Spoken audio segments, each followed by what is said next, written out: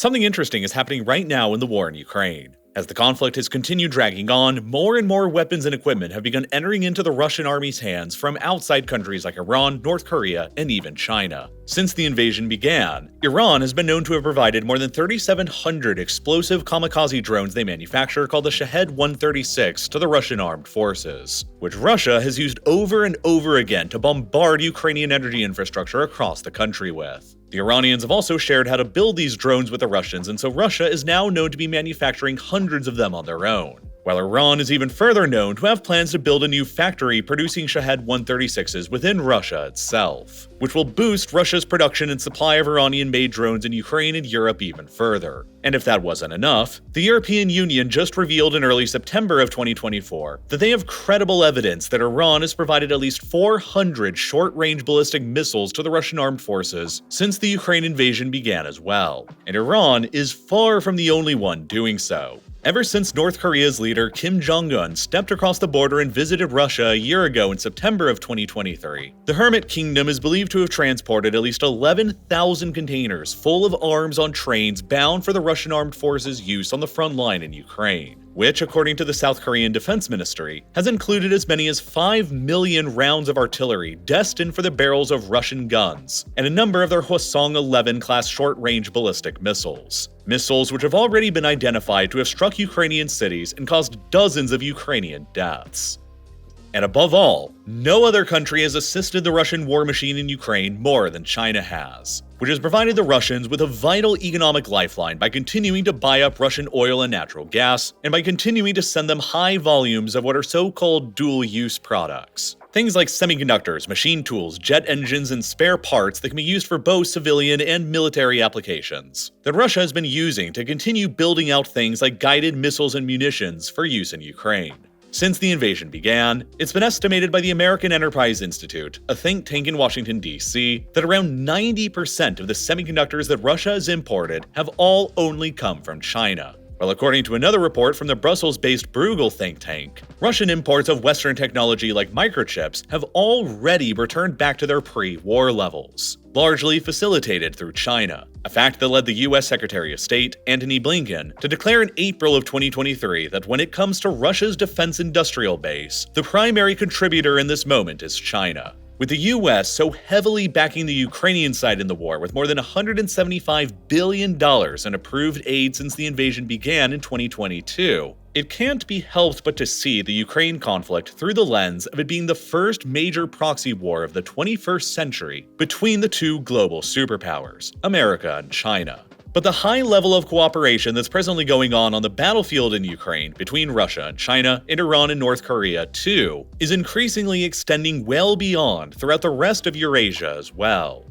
In early 2022, merely days before Russia invaded Ukraine, China and Russia each signed a joint manifesto that declared a no-limits partnership between them, that also called for a new, multipolar world order no longer dominated by the hegemony of the United States. Then, in addition to supporting Russia with diplomacy and supplies for the war in Ukraine, China sent around 100 of their troops to carry out 11 days worth of joint military exercises with Belarus just a few months ago in 2024 that took place only a few kilometers away from the border with Poland, a NATO member state which also represented the first time in history that Chinese soldiers have ever deployed to Europe. The Chinese, Russian, and Iranian navies have all held joint naval exercises in the Gulf of Oman for the past 3 years in a row now, most recently in March of 2024. While in August of 2023, the Chinese and Russian navies even hosted a joint naval exercise nearby to Alaska, and Russia has already proposed further joint naval drills with China and North Korea.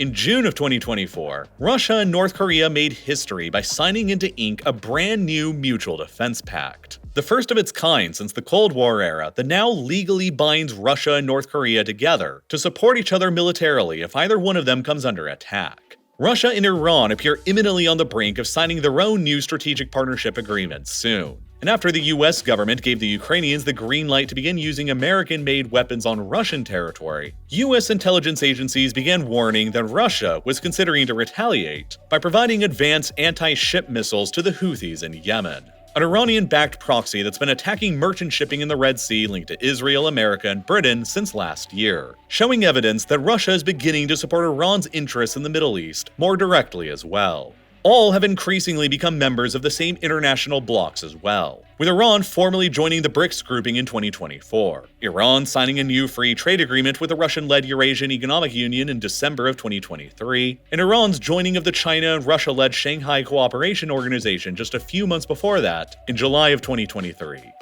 All of this recent cooperation and alliance structures emerging between these four Eurasian powers has led to several commentators and analysts in the Western world to begin referring to them as some kind of new axis. A group of four nations currently dissatisfied with the US-led global order collectively pushing back against American influence worldwide, that is growing more and more cohesive and united, that has variously been called by some as the axis of upheaval or the axis of disorder. But in order to really understand why all four of these countries suddenly seem to be collectively working together against the Western world order, what each of their goals are, what they all have in common, and how they're able to help each other, and what could end up eventually tearing them all apart and ruining their budding alliance building, it's important to first understand what each of their individual goals are, how the US became all of their common enemy, and how their relative strengths and weaknesses all complement one another.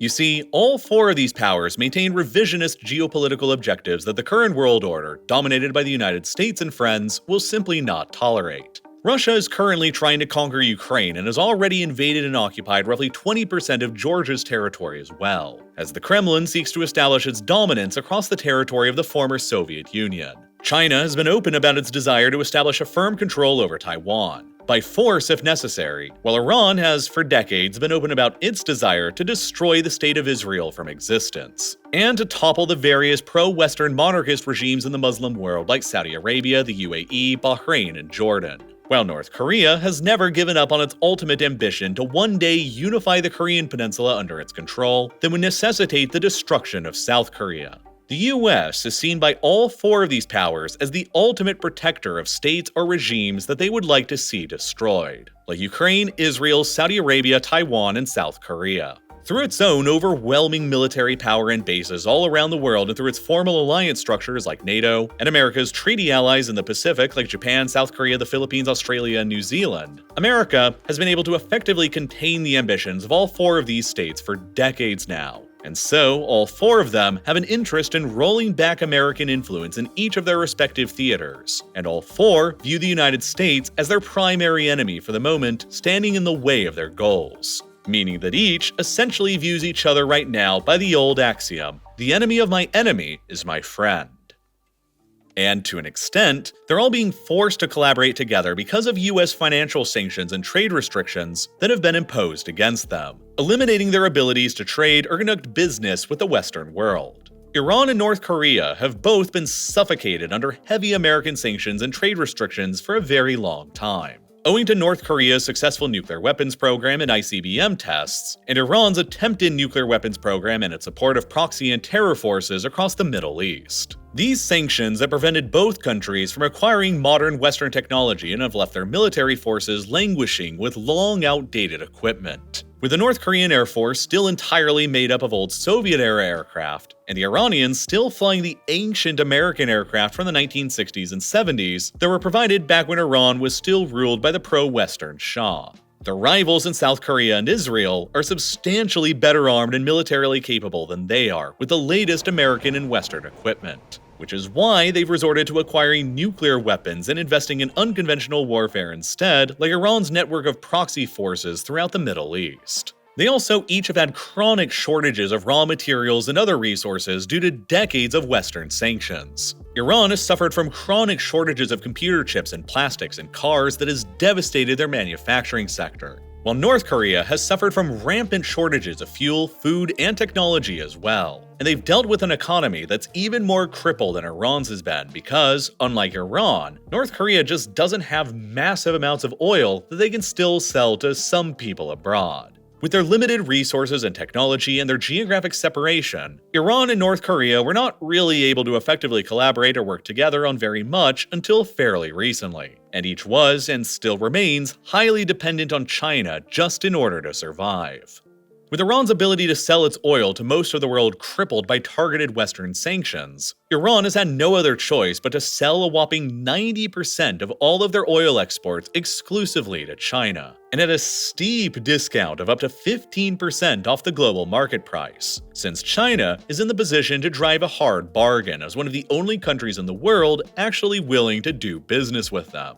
And despite the overwhelming reliance of Iran on China as a customer, China is hardly reliant on Iran at all as a provider, since only about 10% of China's oil imports currently come from Iran, even after Chinese purchases of Iranian oil have more than tripled just since 2020. Because Chinese companies are usually pretty risk-averse and don't want to run afoul of American sanctions, overall Chinese trade with Iran has been very low in relation to Iran's size. Across the whole of 2023, China and Iran's total trade volume was valued at a mere $14.6 billion. Barely a blip in the grand scheme of things that represents only 0.2% of China's total worldwide trade. And China's relationship with North Korea, for decades, has been similarly one-sided. In 2022, a whopping 98% of all of North Korea's imports exclusively came from China, while another 53% of all of North Korea's exports also went to China, while the total trade between them was only valued at just $2.3 billion,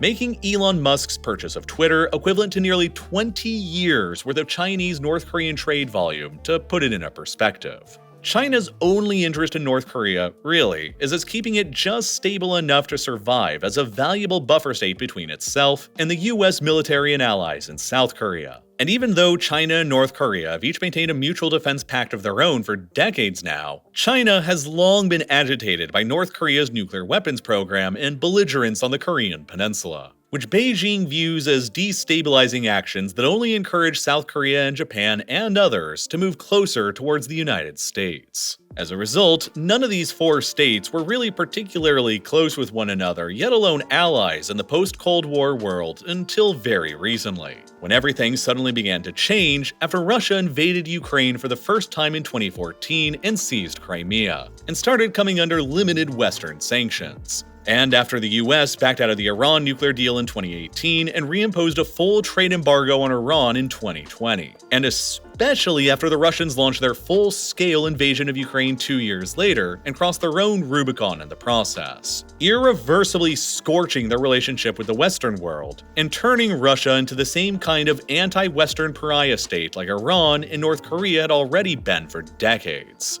Russia was immediately buried beneath the full weight of US and Western sanctions and trade restrictions, which severely curtailed Russia's ability to trade and conduct business with the Western world, which forced it to quickly begin searching for alternative trading partners in order to try and create some kind of alternative economic order. And due to the sanctions and trade restrictions imposed upon them by the West, and due to Ukraine's resistance and the Western world's military support of them being significantly stronger than they anticipated, Russia quickly began encountering shortages of their own in technological components like computer chips and in munitions and equipment vital for continuing to fight that they could no longer fill by trade with the West. Russia needed to pivot somewhere fast. And the fastest way they could do so was by pivoting hard to the two most anti-Western countries out there that had already been locked out of the Western world's economic order for the longest amount of time, who each simply had nothing left to lose by improving their relations with post-Ukraine invasion Russia. Iran and Russia have been able to since complement each other's objectives and push back against the US-led order in various different ways ever since. Iran has sent thousands of explosive kamikaze drones and hundreds of ballistic missiles to Russia that they've used to bombard Ukrainian cities and infrastructure with, while Russia has likely sent advanced air defense systems and more capable modern fighter jets and helicopters to Iran that the Iranians will use to better safeguard their airspace and critical nuclear weapons research sites from the superior air power of their enemies like Israel, the Gulf states, and the United States. US intelligence agencies reporting fears a few months ago that the Russians were considering arming the Houthis in Yemen with advanced anti-ship missiles for use in the Red Sea has caused for further speculation that the Russians may also be arming Iran's proxy forces across the Middle East as well, potentially extending to Hezbollah in Lebanon as well. A lasting legacy of Iran and Russia's very shared interest in propping up the regime in Syria of Bashar al-Assad, which since 2015 has seen Iranian and Russian forces fighting on the same side in the country to keep Assad in power. The Russian and Iranian central banks have signed a deal to link their interbank communication systems to try and boost bilateral trade between them.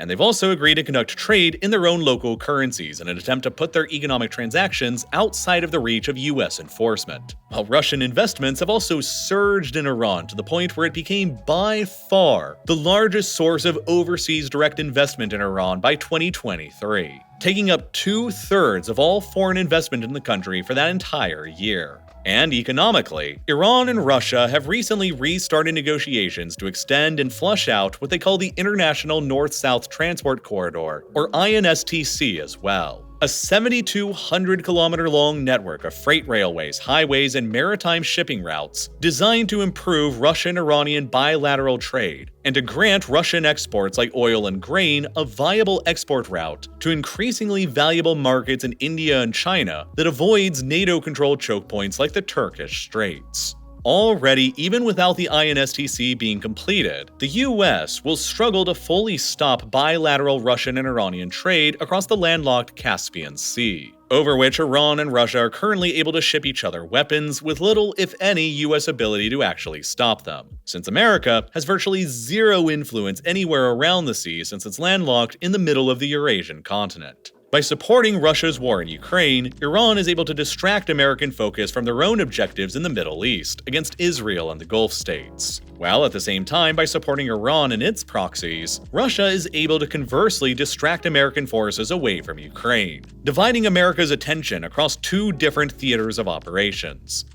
Meanwhile, Russia and North Korea have been able to complement each other's needs and wants recently as well. As mentioned previously, North Korea and Russia's new mutual defense pact they signed in June of 2024, pledging each other to the other's military defense during an attack, was a major turning point in their 21st century relations. While North Korea's enormous shipments of artillery shells, ammunition, and missiles to Russia has greatly helped relieve Russia's munitions shortages in Ukraine, while Russia's own domestic arms manufacturing takes time to really get up and running to replace them. In exchange, Russia has begun to provide diplomatic cover for North Korea at the United Nations by utilizing its veto power to shoot down new sanctions. And they've also begun providing North Korea with much-needed fuel and food to help them circumvent already existing sanctions and to stabilize their flailing economy. While perhaps most importantly, the Russians have also likely begun to assist the North Korean military by helping them acquire more advanced technologies. In November of 2023, North Korea managed to successfully launch its first ever domestically produced spy satellite into orbit. And then just a few months later, in May of 2024, they attempted to launch another satellite into orbit with rocket engines that were powered by low-oxygen kerosene propellant, which is a technology that's known to be common in Russian satellite launches, but that had never been seen in North Korean launches before that point. It appears clear that Russia is now assisting North Korea with its satellite program and, by extension, with its rocket and ICBM programs as well. Most alarmingly, in June of 2024, North Korea tested a missile with multiple independently targeted re-entry vehicles, or MIRVs, for the very first time. A technology that has long been in use in Russian missiles that essentially arms them with several miniaturized nuclear warheads that can independently target multiple locations from the same missile, which is incredibly challenging for missile defense systems to fully stop and intercept. Even further, recent satellite photos captured by Airbus over Pyongyang's international airport appear to indicate Russian assistance with building out an airborne early warning system for the North Korean Air Force to use as well, which would enable North Korean commanders to direct and coordinate air and missile strikes, including nuclear strikes from the air. And it'll also greatly enhance North Korea's detection and radar capabilities in tandem with their new satellites, which all means that the North Korean military's capabilities to inflict costs and pain on their enemies during a conflict are beginning to rapidly increase thanks to the proliferation of Russian military technology that they're currently receiving.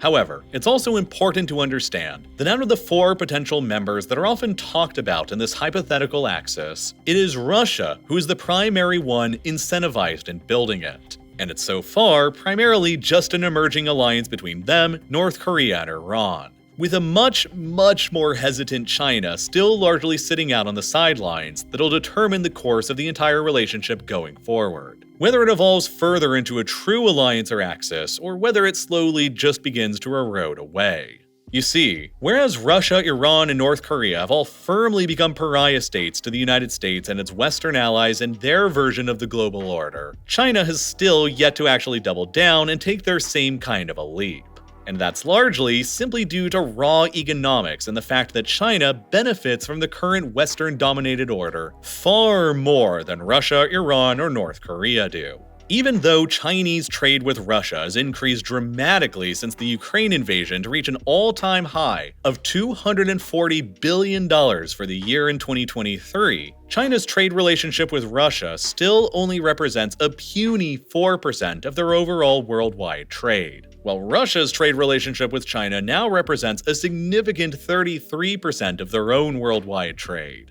Even China's trade with Russia, Iran, and North Korea all combined is still absolutely dwarfed by China's trade with the United States at $660 billion,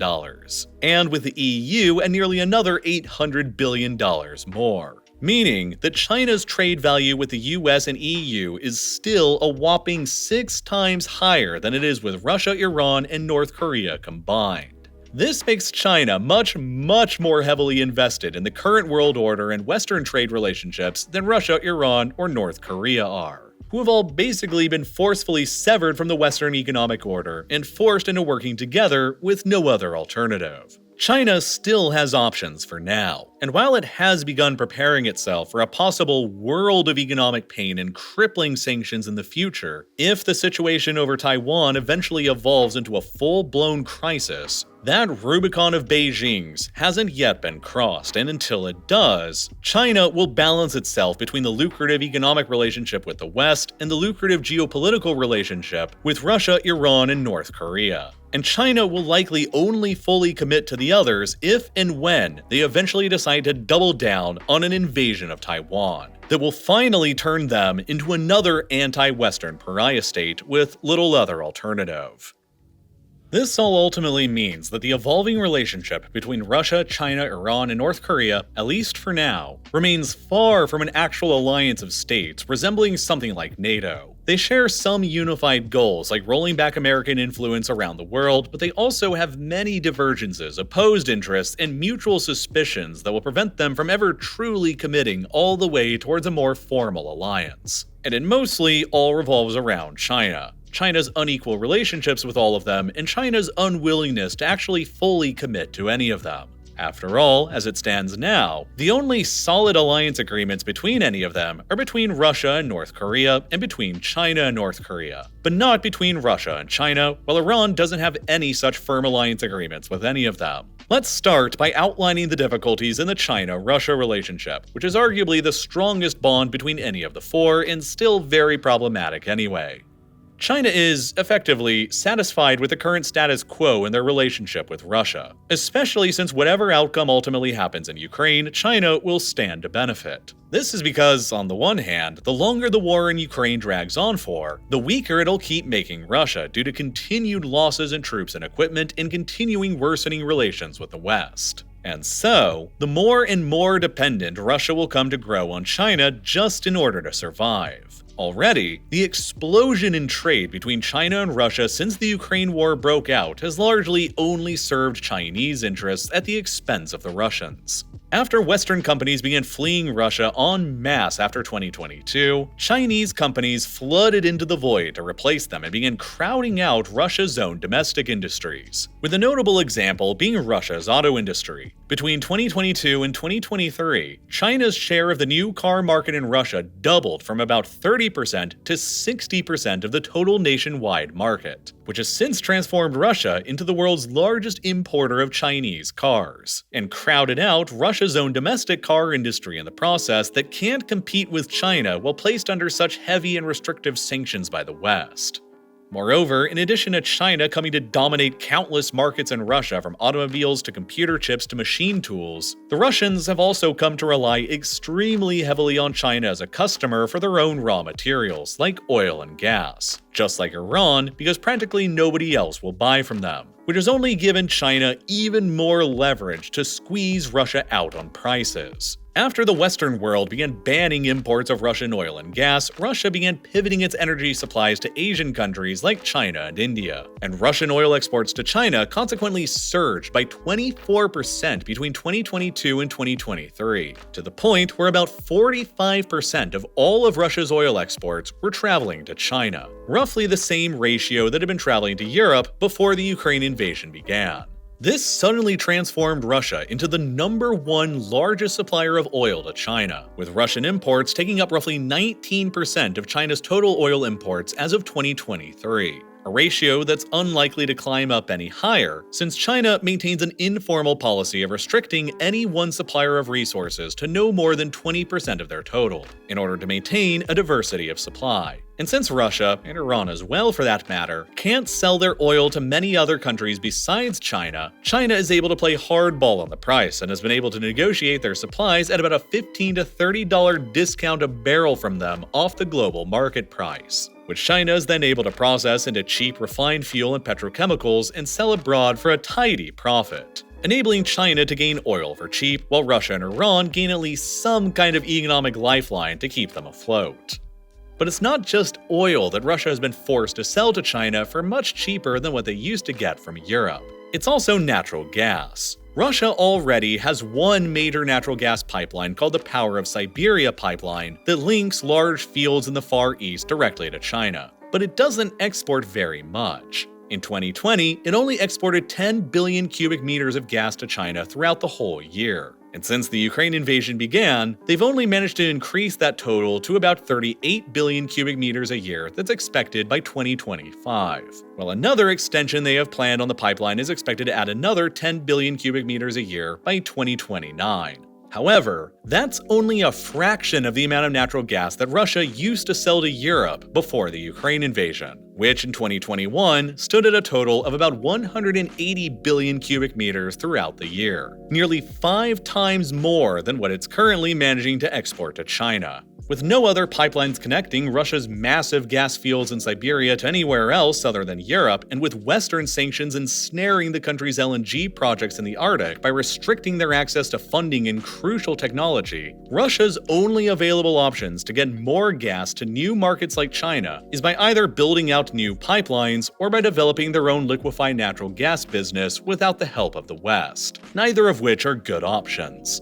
For many years, Russia has been trying to build out the proposed Power of Siberia 2 pipeline to China from the Siberian gas fields that used to supply Europe, which if ever finished would be able to transport another 50 billion cubic meters worth of gas to China a year. But negotiations on building it have been stalled with China for years, as once again, China knows that it has the leverage to play hardball with Russia on pricing terms for the project and can demand rock-bottom prices since Russia has no other possible customer to sell the gas to. China's government right now is probably simply waiting until huge new LNG supplies of gas enter onto the world market from the United States and Qatar in 2025 and 2026, before then demanding horrible terms on the Russians for the pipeline. And if Russia continues to be weakened by the war in Ukraine until then, they will have little other choice but to accept China's harsh terms on the project. As the war in Ukraine continues dragging on, Russia will be forced to continue giving up more and more of its natural resources to China at bargain bin prices, while China will continue dominating more and more of Russia's own domestic markets too. Which is why China is only in a way incentivized to trickle just enough military and economic support to Russia to keep them stable and fighting, but not enough to make them decisively victorious. If Russia wins or loses but just doesn't collapse, China will still come out ahead either way, with a greatly weakened and significantly more dependent Russia that could even begin becoming a de facto Chinese vassal in everything but name. And if that happens, China could begin using its increasing leverage over Russia to demand more and more, especially related to advanced and sensitive Russian military technology.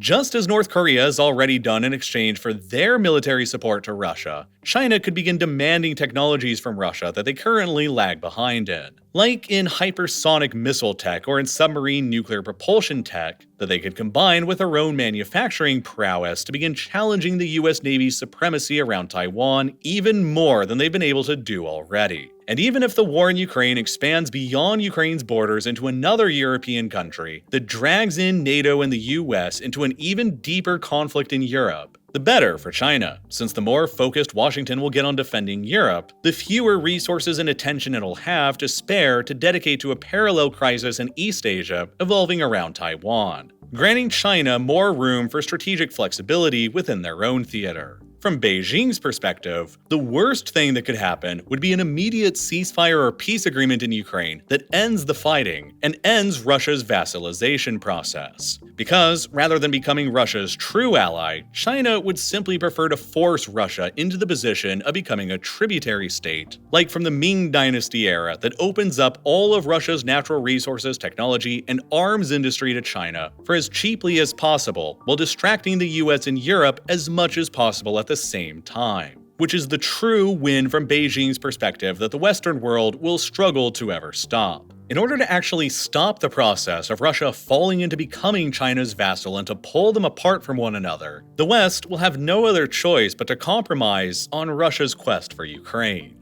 If the West immediately halted all of its support for Ukraine and Ukraine proceeded to implode and quickly fell under Russian subjugation, then Russia would stop its terminal bleeding out and stabilize and would be able to begin resisting a geopolitical takeover by China. But since the West is almost certainly not going to compromise on Ukraine out of fear of encouraging further Russian aggression in other European countries, the process of China and Russia's deepening but highly unequal relationship will probably remain a long-term trend for at least the next few decades, with Russia increasingly struggling to resist China's growing demands as time continues on. This isn't really an alliance. It's a desperate move by a Russia with no other choice and a China that sees a once-in-a-century opportunity to vassalize another major power.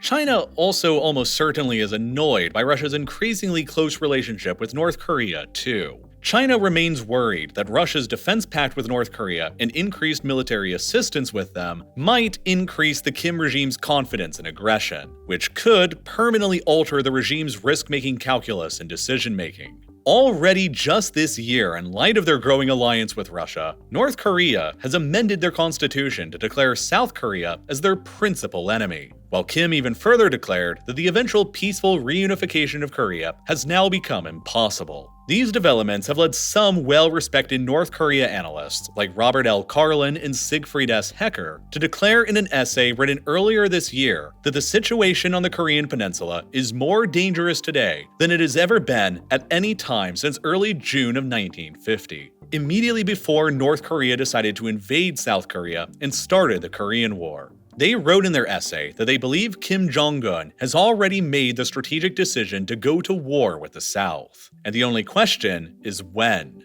If they continue rapidly evolving the capabilities of their armed forces with the assistance of the Russians, and they feel like the United States is sufficiently distracted elsewhere by other conflicts around the world and other theaters, might Kim actually calculate, no matter how wrongly, that he could succeed with Russia's backing during an attack? If he did, the distraction to the United States he would cause in Korea would be absolutely gigantic, which would stand to benefit other powers like Russia and Iran, but would absolutely not benefit China whatsoever, who would be loath to see a hot war erupt so nearby to them on the Korean peninsula that would almost certainly see North Korea's collapse and an uncertain use of the North's nuclear weapons arsenal. China wants to maintain the North as a weak buffer state that keeps the US military in South Korea away from their own borders. And China doesn't want Russia encouraging North Korea to act more aggressively and destabilizing in the region than it already has been. At the same time, however, Russia and North Korea's improving relationship can also be seen as a hedge between them against China.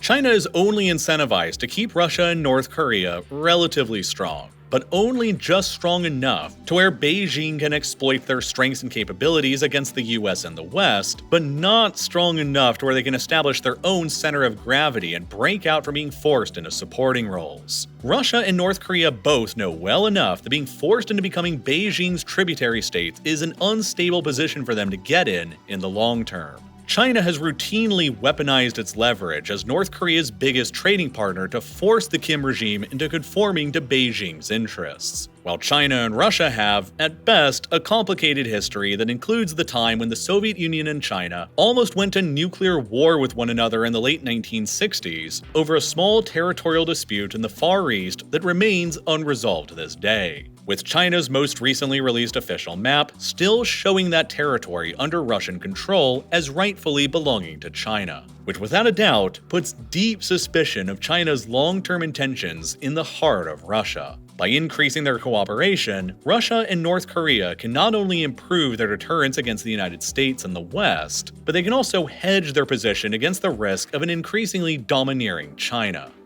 And if all of that wasn't enough problems getting in the way of all these countries' cooperation, there's also several issues arising between Russia and Iran's potential for an alliance as well. To start, Russia and Iran have very similar economies, which doesn't make them very natural trading partners. Out of the top 15 biggest imports in both countries, 10 of them are the same. And out of their top 15 biggest exports, 9 of them are also the same, giving them little opportunities to trade with each other outside of military support. Moreover, both countries have recently become intense competitors for the same markets with their oil exports, mainly China. Iran exports 90% of its oil to China, while Russia exports 45% of its oil to China now, which has led to a price war between them that Russia is increasingly winning, since they just produce more oil and their oil isn't subjected to secondary sanctions like Iranian oil is. And with a clear upper hand in this trade, Russia hasn't ever really been heavily incentivized to actually cooperate with Iran, and so Iran's oil exports are getting clobbered and crowded out in China.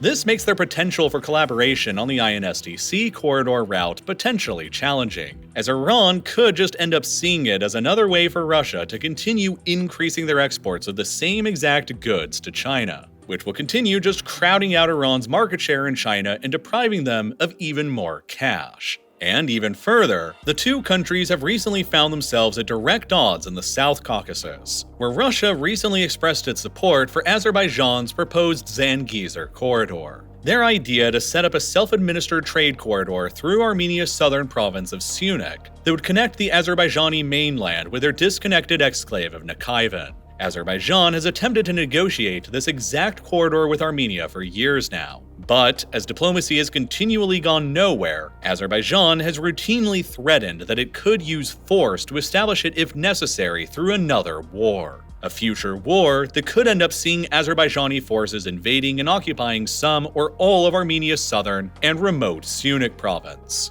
Iran would never tolerate seeing this happen though, because such a development would permanently block them from access to the Caucasus by land and also block off their access to Russia and Europe by land, which is why, historically, Iran has supported Armenia against Azerbaijan and Turkey. Russia also used to more heavily support Armenia, with Armenia even being a member of Russia's CSTO military alliance. But after Azerbaijan began attacking Armenian territory and interests in 2023, and Armenia attempted to call Russia in to defend them, Russia, bogged down in Ukraine, simply refused to do so, which has since led Armenia to indefinitely freeze its participation in the CSTO and its prime minister to even declare that Armenia will soon be withdrawing from the alliance altogether, which has really pissed off Russia and led to the Russians steadily shifting more and more of their support to Azerbaijan instead, especially since Russia has proposed the INSTC route as going through Azerbaijan to Iran instead of through Georgia and Armenia. After Russia suggested that they would support Azerbaijan's desire for the Zangezur corridor through southern Armenia, Iranian diplomats took the unusual step of blasting Russia online, with the new Iranian foreign minister, Saeed Abbas Araghchi, even accusing Russia of crossing one of Iran's red lines in the region on X, showing that despite appearances and cooperation in other theaters, Iran and Russia continue to maintain significant and potentially dangerous differences in others.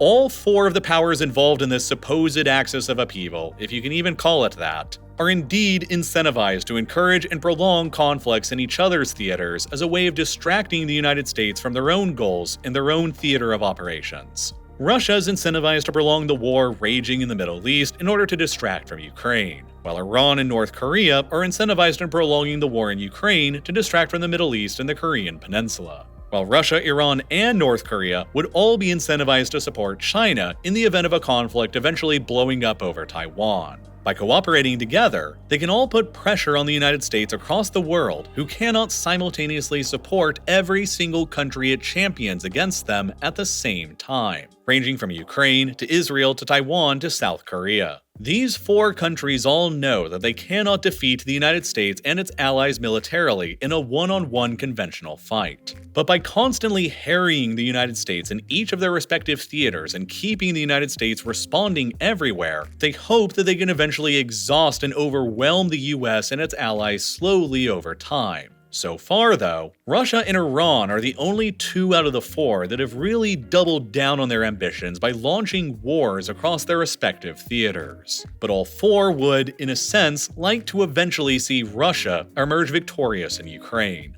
because it would prove that the US-led Western order can be successfully challenged and even defeated, which would show once and for all that the era of multipolar world order has arrived after decades of unipolar dominance by the United States since the end of the Cold War, especially coming on the heels of America's disastrous withdrawal from Afghanistan in 2021. And this is also the same logic right now that compels the United States to so heavily invest in defending the countries that it champions, like Ukraine and Israel, to show to the rest of the world after Afghanistan that further challenges against its hegemony and world order will not be tolerated in order to discourage more challengers from potentially trying their luck next, such as China against Taiwan, North Korea against South Korea, and even others like Serbia against Kosovo or Venezuela against Guyana. If Russia is successful against Ukraine, or Hamas and Hezbollah and Iran are successful in some way against Israel, it could end up opening up a worldwide can of worms that the United States would be greatly challenged to contain.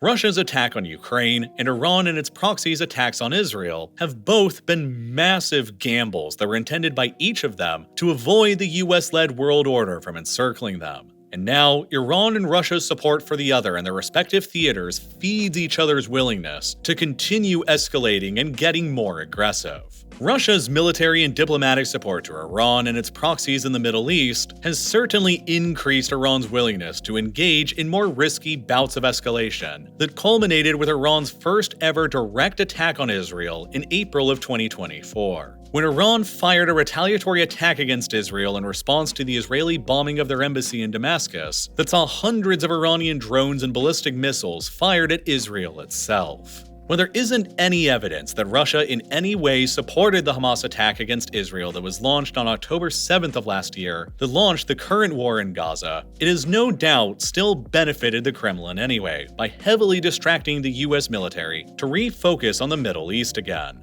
It's still not even clear exactly how much influence Iran had over Hamas in their decision-making process when they launched the October 7th attack in the first place. But it's clear that the attack greatly benefited Iran nonetheless. Had Saudi Arabia agreed to normalize its relations with Israel and entered into a mutual defense pact with the United States, which was what was being negotiated prior to October 7th, it would have established a nearly continuous arc of NATO states and major non-NATO allies aligned to Washington, completely blocking Iran off from access to its proxies in the West like Hezbollah and the Houthis. After Hamas attacked Israel and goaded the Israelis into a massive, oversized retaliation in Gaza, the Saudis knew that they could never negotiate a normalization agreement with Israel as tens of thousands of Palestinians were actively dying. And so the deal and Iran's potential encirclement have both been frozen ever since.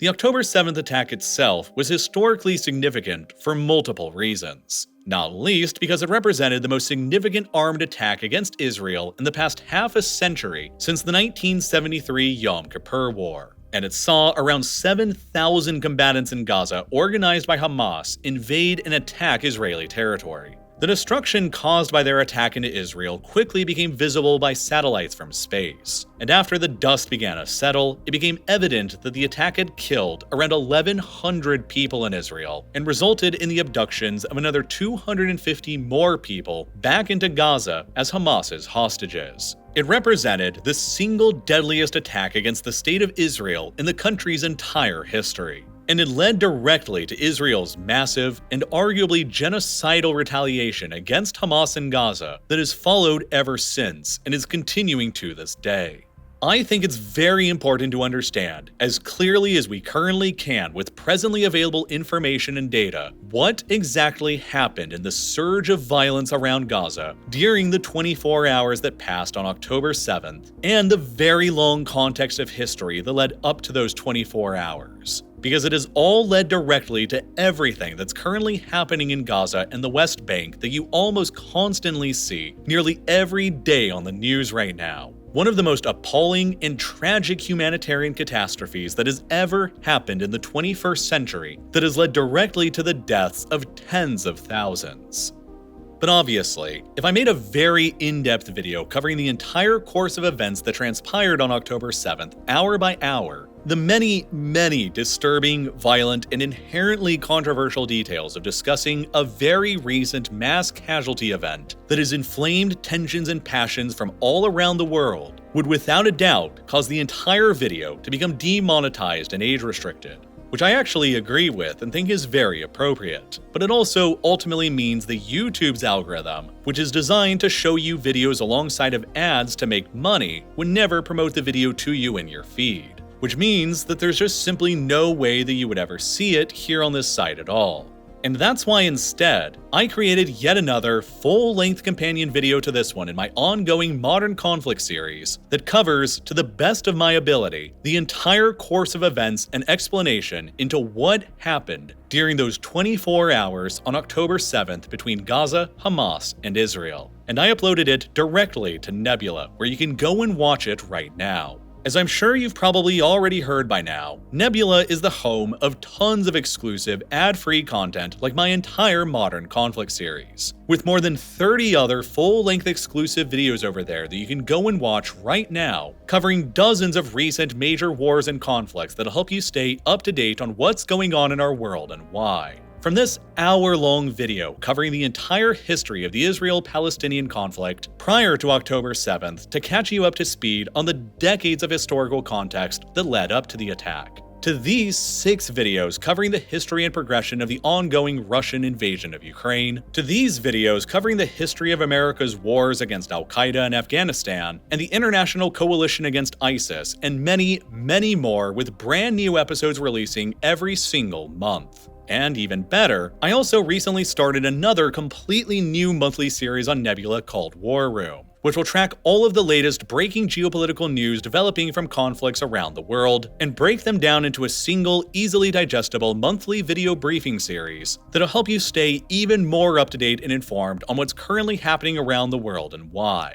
The latest episode in War Room covering all of the breaking geopolitical news and developments from last month in August is now live on Nebula for you to go and watch right now. And new episodes will be released every single month, just like the monthly new episodes in Modern Conflicts have been. Meaning 2 new exclusive real-life lore videos on Nebula that you won't find on YouTube going out every month going forward. And what's even more, you also get access to all of the other amazing exclusive content that's on Nebula. Because the best part about this site is that it's jointly co-owned by all of its creators, built by me and hundreds of other independent YouTubers and podcasters. And because it's a subscription-based service, we all get to work on way bigger and higher budget productions over there than we could ever do on YouTube. That's why there's tons of other exclusive content that you'll find equally fascinating from all of these other creators over there you probably also already know as well. And best of all, if you sign up by clicking the button that's here on your screen right now, or by scanning the QR code on your screen, or by following the link down below in the description, you'll receive an insane 40% discount off of an annual subscription,